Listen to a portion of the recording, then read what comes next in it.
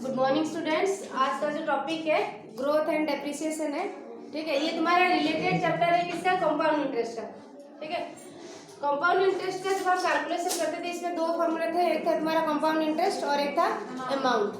Compound interest का formula क्या था, P into 1 plus R to the power n minus 1। ठीक है, आर को हम क्या करते थे, परसेंटेज में आता था इसलिए इसको कैलकुलेशन करके अपन 100 करते थे, और अमाउंट का P इंटू 1 प्लस आर अपन 100 टू दी पावर n। ठीक है, अमाउंट और कंपाउंड इंटरेस्ट में ये रिलेशन था। अमाउंट जब हमारी प्रिंसिपल में जब कंपाउंड इंटरेस्ट ऐड करेंगे देन हमें अमाउंट मीन्स क्या है, टोटल मनी। ठीक है, जितना भी हम पैसे किसी से बोरोड करते थे, उधार लेते थे, जब हम इसको इंटरेस्ट के साथ मिला के वापस करते थे देन हम इसको अमाउंट बोलते थे। ठीक है, तो बिल्कुल वही चीज़ है ग्रोथ एंड डेप्रिसिएशन में। इसमें हमारे पैसे की कैलकुलेशन होता था, रुपीज़ की कैलकुलेशन होता था। इसमें हम क्या करेंगे, पॉपुलेशन ग्रोथ। ठीक है, पॉपुलेशन होगा या किसी चीज़ का कॉस्ट होगा। जब हम क्या कहते हैं, फॉर एग्जांपल गाड़ी का कॉस्ट इतना था 2000 रुपये। ठीक है, 2 साल के बाद इतना इसका जो रेट है इतना घट गया है, ये सारे चीज़ कैलकुलेशन में। या 2001 में हमारी पॉपुलेशन इंडिया में इतना था और हर साल हमारी 10% पॉपुलेशन इंक्रीज होते गया है। ठीक है, तो ये सारा कैलकुलेशन के लिए हम ग्रोथ एंड डेप्रिसिएशन दोनों ही फॉर्मूलों को यूज करते हैं। ग्रोथ मीन्स इंक्रीज होना, बढ़ना, और डेप्रिसिएशन मीन्स घटना। जब रेट, ठीक है, पॉपुलेशन का रेट इंक्रीज होगा वो ग्रोथ में आएगा, और जब डिक्रीज होगा वो डेप्रिसिएशन में आएगा। अच्छा, दोनों कैसे रिलेटेड है, फॉर एग्जाम्पल एक बता रही हूँ, the population of India in 2019। ठीक है, 2019 में हमारी पॉपुलेशन कितना था, सपोज फॉर एग्जाम्पल, ठीक है, 1,50,000 था। फॉर एग्जाम्पल इतना था हमारी 2019 में पॉपुलेशन। ठीक है, इन नेक्स्ट ईयर दूसरे साल क्या होगा, द पॉपुलेशन ग्रोज, बढ़ गया 10%। ठीक है, पॉपुलेशन से फॉर एग्जांपल पॉपुलेशन बढ़ गया है, तो what is the current population. तो आज का मतलब 2020 का पॉपुलेशन क्या है, करंट पॉपुलेशन। ठीक है, जैसे हमारी कंपाउंड इंटरेस्ट कैलकुलेशन में हम हर चीज को प्रिंसिपल से लेके कैलकुलेट करते थे, इसमें प्रिंसिपल हम इसको कंसीडर करेंगे 1,50,000 स्टार्टिंग से, बिगिनिंग से। ठीक है, तो इसमें हमारे प्रिंसिपल, इंटरेस्ट, ये सारा टर्म यूज करते थे, रेट ऑफ इंटरेस्ट, इसमें भी रेट ऑफ इंटरेस्ट यूज किया जाएगा क्योंकि ग्रोथ रेट दे रखा है 10%। ठीक है, तो स्टार्टिंग सपोज हमारी 2019 में स्टार्टिंग इसको लिखना है V0, स्टार्टिंग बिगिनिंग पॉइंट।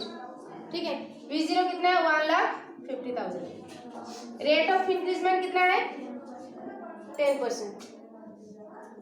ठीक है, सपोज तो इसमें हम क्या करें, इसमें 2020 में हमारे 10% इंक्रीज हुआ है। ठीक है, और 2021 में हमारा 5% इंक्रीमेंट हुआ है। दोनों साल में हमने निगाह लगाया। ठीक है, पहले साल 10% इंक्रीज हुआ है, दूसरे साल 5%। तो यहाँ पे 2 साल की कैलकुलेशन कर रहे हैं, तो इसमें फॉर्मूला हमारी क्या होगा, 2 साल तक हमारी कैलकुलेशन करना है। V0 हमने स्टार्टिंग पॉइंट लिया है, तो फॉर्मूला हो जाएगा V2, जितने साल तक दिया नंबर ऑफ ईयर से, V2 is equal to V0 means beginning year means principal into 1 plus,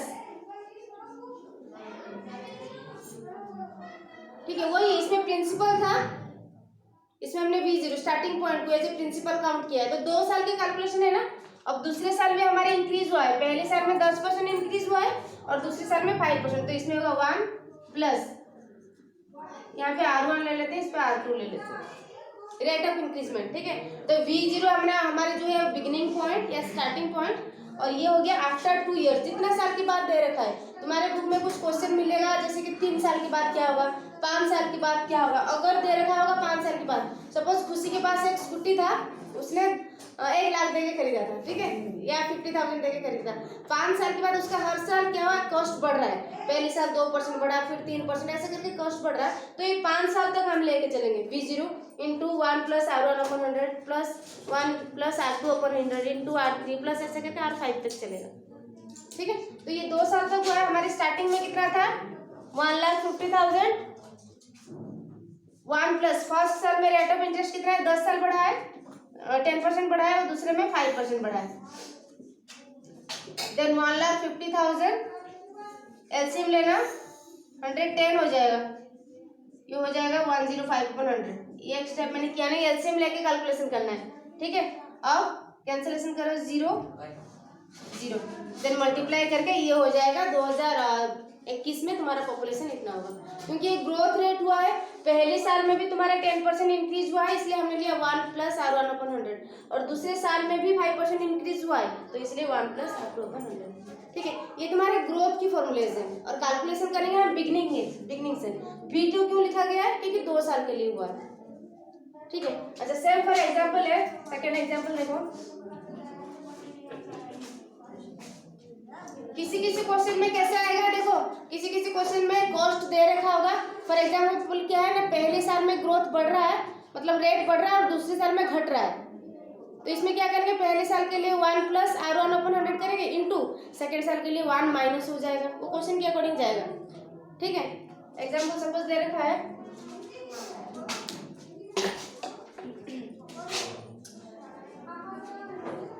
the cost of A car, ठीक है, 5 लाख रुपीज, ठीक है। तो इसका जो ग्रोथ रेट है, इसमें हम डेप्रिसिएशन रेट लेंगे। डेप्रिसिएशन मीन्स क्या होता है, लॉस हुआ है, डिक्रीज हुआ है। Growth means increase, depreciation means decrease.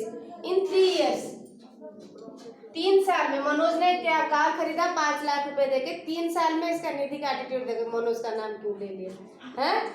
तो इसका डेप्रिसिएशन रेट इन 3 इयर्स में, पहले साल में देखो कितना डिक्रीज हुआ है, 10%, ठीक है। दूसरे साल में 5%, और तीसरे साल में 3% डिक्रीज हुआ।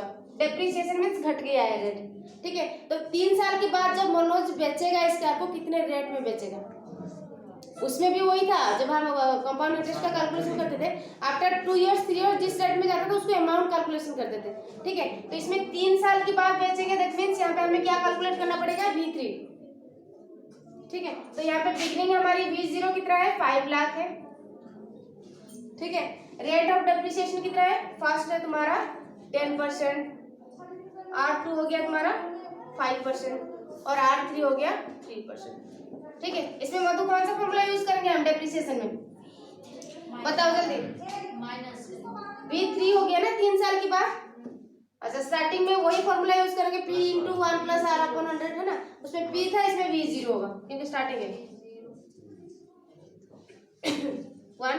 डेप्रिसिएशन हुआ है 1 - R1/100, है ना। ये देखना है ग्रोथ किया है या डेप्रिसिएट हुआ है, ठीक है। डेप्रिसिएट या किसी बुक में दे रखा होगा तुम्हारा लेस या डिक्रीज, ये चीज भी उसमें होगा। 1 R2 - R2/100 × 1/R3, क्योंकि 3 साल के सब्सिक्वेंट लगातार 3 साल की बात हो रही है। तो फर्स्ट ईयर में हमारा 5 लाख है, पहले डेप्रिसिएशन 10/100, सेकेंड डेप्रिसिएशन हो गया 5/100, एंड थर्ड हो गया 1, ठीक है। ऐसे तरह से कैलकुलेशन होगा 5 लाख। कैलकुलेशन करने के बाद 100 - 10 90/100, ये हो जाएगा 100 - 5 95/100, देन 97/100। ये कैलकुलेशन समझ में आया ना रिजवान। ये एलसीएम इसको जैसे लेंगे ना 100 आ जाएगा, 100 डिवाइडेड ये 100 -10 90/100, मैंने एक ही स्टेप में कर लिया, ठीक है। देन इसको कैंसिलेशन करो, 0 0 0, ठीक है। देन सबको मल्टीप्लाई करोगे, डिवाइडेड बाय 10 है, जितना होगा वो, मतलब आफ्टर 3 इयर्स हमें इसी कॉस्ट में बेचना होगा, ठीक है। तो पहला क्वेश्चन था जिसमें हमारे क्या किया, उसमें खाली इंक्रीज में चला, ग्रोथ में। दूसरा क्वेश्चन में डेप्रिसिएशन में चला, ठीक है। और किसी क्वेश्चन में होगा, सपोज कार की कॉस्ट 5 लाख है, पहला साल में 10% इंक्रीज हुआ है, दूसरा साल में ये इंक्रीज हुआ है, दूसरा साल में ये डिक्रीज हुआ है, फिर इंक्रीज हुआ है। तो इसमें क्या होगा फॉर्मूला, तो पहले साल में इंक्रीज हुआ है तो फर्स्ट, ठीक है। दूसरे साल में लेस हुआ है, डिक्रीज हुआ है, ये तुम्हारा माइनस, और तीसरे साल में फिर इंक्रीज हुआ है प्लस, उसी के अकॉर्डिंग चला। इसमें कोई भी क्वेश्चन तुम्हें डाउट्स नहीं आएगा, कर लोगे आराम से, ठीक है। कॉस्ट ऑफ कार हो सकता है या व्हीकल्स हो सकता है या कोई तुम्हारा जैसे पॉपुलेशन ग्रोथ वगैरह। जनरली हम इसमें ग्रोथ रेट में पॉपुलेशन ग्रोथ को लेके कंसीडर करते हैं, ठीक है। बाकी सारा क्वेश्चन कर लेना, जो भी डाउट्स होगा कल देखेंगे। Thank you.